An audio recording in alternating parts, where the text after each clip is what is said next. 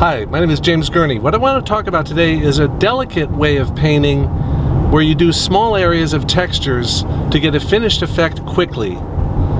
Here's the painting, and this will take about 2 hours.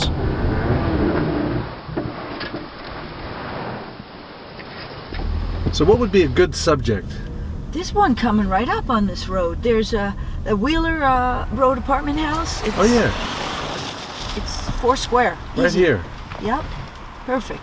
So I'll start drawing it with a graphite pencil on watercolor paper that's been primed with a light gray casein. And I'm just using burnt sienna and ultramarine blue gouache with white and just a little bit of warm and cool. And over that underpainting, I can put in some sky color. You know, I think that guy is going to be plowing back there. Hope he doesn't mess up the snow. That guy's having to move his little convertible too. That seems to be a parking spot, so if that fills up, it'll block the view of the bottom of the building.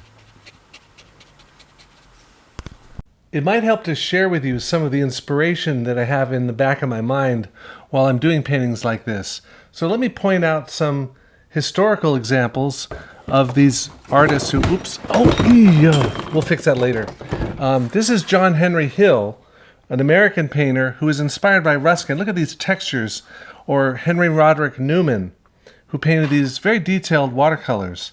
William Trost Richards, who worked very tiny and built up layers and layers of textures. Here in the seascape, you can see, if you come in close, lots and lots of textural details in the rocks and in the plants.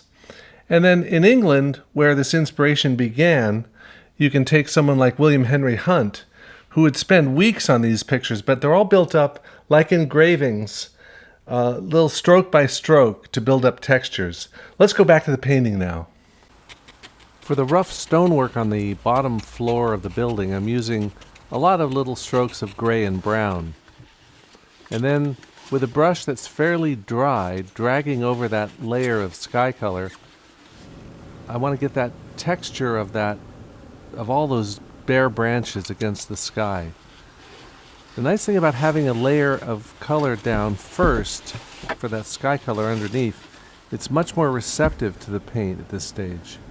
Now there's that dumpster in the foreground. I use a long pointed brush, has very long fibers.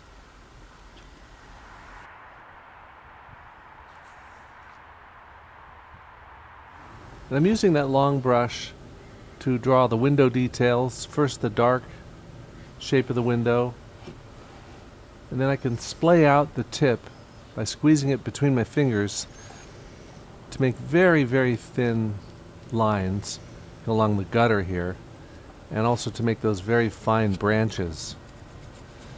Now that I've painted the branches against the back of the roof, I can paint the roof itself. It'll be a little bit lighter than the gray that I had in the underpainting. So I was able to overlap the edge of that roof with the sky color and with the branches. And I can come back and make that a nice clean line.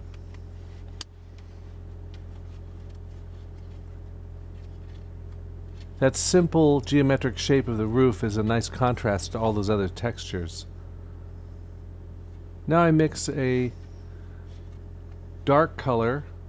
You can get almost a black with burnt sienna and ultramarine blue, but to paint that tone of the tree in the distance, and trying to pay attention to the shape of the branches as they head out over the top of the building. The left-hand side of the picture is framed in by the dark masses of the pine tree that's next to the garage or the shed. And then as the paint starts to dry on the tip of that long brush, I can draw these very fine weeds on the side of the old shed, and also the downspout coming down from the gutter along the side of the building. The surface of the painting is more receptive to a stroke if it has a very thin layer of paint already on it. Now I'm building up some textures for the mud on the side of the road next to the asphalt, and then mixing the blue and the burnt sienna together to make a dark color. Now I have a light blue, very thin, milky sort of wash to suggest the reflections of the sky, but I want these edges to be soft. So this is wet into wet. And I'm mixing that darker gray into that lighter gray, trying to keep it in perspective so that that road seems to be going back in space. And this gives us some dry brush textures and some wet into wet textures, all of which are really just suggested, but that it's all built up out of very delicate thin layers of paint.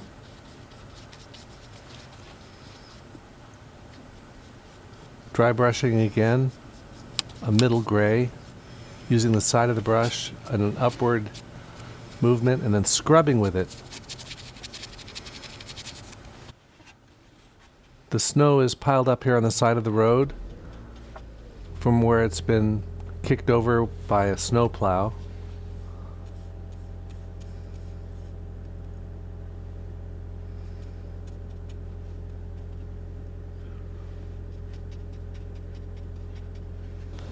Well, the light's starting to fade on us, so I'm going to have to wrap it up now.